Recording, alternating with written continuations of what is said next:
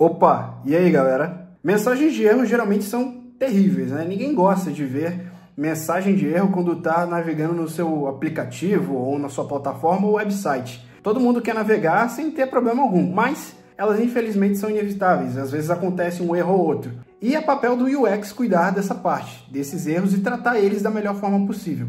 Então, pessoal, nesse vídeo aqui eu vou mostrar para vocês 3 formas diferentes de elaborar boas mensagens de erro e dar algumas dicas de como vocês elaborarem essas mensagens, para tratar elas da melhor forma possível para o seu usuário, para que ele não fique mais frustrado do que ele já está. Então, pessoal, eu vou mostrar algumas mensagens de erro e alguns componentes que eu separei aqui para vocês. Vou mostrar exemplos ruins, ou seja, exemplos do que não seguir, do que não fazer. E eu vou mostrar para vocês também, pessoal, boas práticas de UX, dar algumas dicas também para vocês elaborarem boas mensagens de erro, para que o seu usuário não fique tão frustrado e consiga sair desse erro aí que apareceu na tela dele, seja do smartphone, seja no computador, enfim. Bom, chega de enrolação e vambora. Bom, pessoal, o primeiro exemplo que vocês estão vendo aí na tela é de um campo de CPF, um campo simples, um input simples, que o usuário precisa preencher o CPF dele apenas com os números, e o erro ali embaixo está constatando erro 102 CPF inválido, o que para o usuário às vezes não faz sentido nenhum. Ele entende que o campo de CPF que ele inseriu não está correto, que o número que ele inseriu talvez não esteja correto, mas acaba que ele não sabe o que está errado ali. Então ele precisa saber exatamente onde ele errou. Então, a ideia que esse erro deve passar é algo mais claro, algo mais direto para o usuário. Dessa forma, a gente pode transformar esse erro em algo desse jeito aqui. CPF inválido, digite apenas números, sem pontos ou traços. Nesse caso aqui, o usuário pode ter digitado um ponto a mais, outro a menos, e pode ter acarretado nesse erro. Dessa forma, pessoal, a mensagem de erro fica mais clara para o usuário e direta para ele.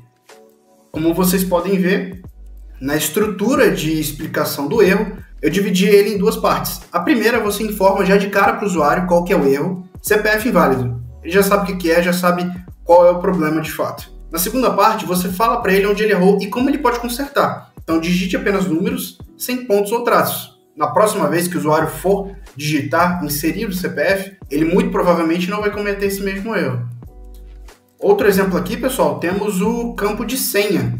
É um campo obrigatório, o usuário, por algum motivo, pode ter esquecido de preenchê-lo, e apareceu esse erro aqui, ó, campo obrigatório vazio.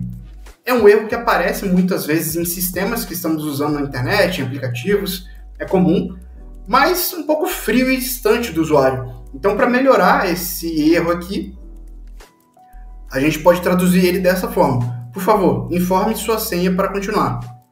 Ambos transmitem o mesmo sentido, porém, o segundo exemplo, como eu demonstro para vocês, ele mostra mais empatia com o usuário. Ele se mostra mais amigável com o usuário. Ou seja, a gente deixa, por assim dizer, o sistema mais próximo do usuário. O segundo exemplo aqui, pessoal, temos o componente de modal e com esse erro aqui, erro fatal no servidor, num pointer exception linha 241. Um erro totalmente sem sentido e que o usuário provavelmente não vai nem saber o que é num pointer. Então, como é que a gente melhoraria esse erro aqui? Bom, a gente pode traduzir ele dessa forma aqui, alterando o título para não foi possível acessar a sua conta, dizendo de cara, pessoal, qual é o erro para o usuário. O usuário, muitas vezes, ele nem vai ler o que está embaixo dele. Vai ler só o título e o que está escrito no botão. Ah, mas por que é importante a descrição? A descrição, pessoal, é parte fundamental, pois ela informa de fato como o usuário pode sair daquela situação. Então, por que ele vai ler a descrição? Pode ser que ele já saiba o que fazer, mas a descrição, pessoal, é importante para a gente oferecer saídas para o usuário, como ele pode resolver esse erro. Nesse caso aqui, como eu explico para vocês nessa estrutura, em número 1 temos o erro, já indicado já de cara para o usuário através do título. Na descrição, temos parte 2 e 3, como possíveis caminhos para o usuário tentar resolver esse problema. Parte 2, verifique sua conexão com a internet e tente novamente. Pode ser só um problema na conexão dele. Ou seja, se ele reiniciar o modem, talvez até já resolva o problema. Mas, é claro, se esse erro voltar a aparecer na tela, se persistir, ele entra em contato com o suporte. E nesse caso aqui, pessoal, o nosso suporte eu deixei sublinhado para ele já clicar, caso esse erro apareça novamente, ele já clicar nesse link e já ser redirecionado para a página de suporte, de forma fácil e mais rápida para ele. Nesse outro exemplo aqui, pessoal, temos novamente um modal com um erro aqui, falha ao excluir o cartão, erro 302, algo totalmente genérico e nada intuitivo para o usuário, com botões aqui que também não ajudam, né? Temos o fechar e o ok. Em tese, os dois fazem a mesma coisa aqui, né? Mas nenhum vai resolver de fato o problema do usuário. Então, para melhorar essa mensagem, a gente troca o título para não foi possível excluir o cartão, ou seja, algo mais direto, direcionado para o problema do usuário. E na descrição a gente coloca, tente novamente mais tarde. Se persistir, entre em contato com o nosso suporte. E os botões, a gente pode manter ou fechar e alterar o outro para tentar novamente, para evitar que o usuário dê muitos cliques quando estiver interagindo com o seu sistema. Se ele clicar assim, simplesmente fechar e tentar novamente, fora do modal, ele teria mais cliques ainda.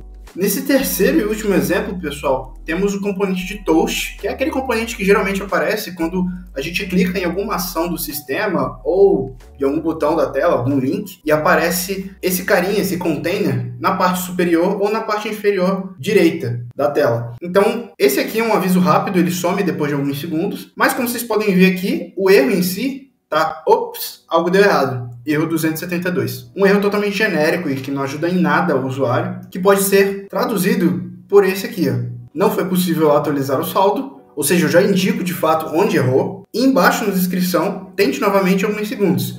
Se persistir, entre em contato com o nosso suporte. Mesma estrutura que eu expliquei para vocês. Segue, de novo, a mesma linha de raciocínio. Você primeiro indica um dos caminhos para ele tentar resolver esse problema e depois outro caminho se o problema persistir.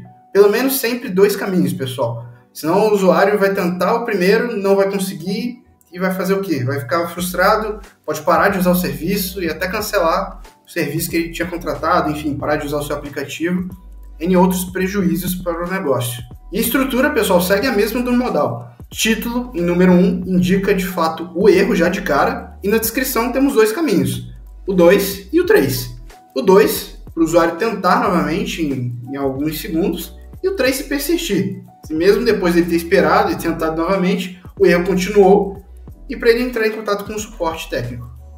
E dessa forma, pessoal, a gente tem algumas dicas de como elaborar boas mensagens de erro seguindo as boas práticas de UX. Se você gostou do vídeo, comente aqui embaixo, se inscreva no canal, curta esse vídeo, compartilhe com algum amigo seu UX ou Product Designer. E é isso, pessoal. Sou Arthur Belfort, Product Designer. Nos vemos no próximo vídeo. Valeu!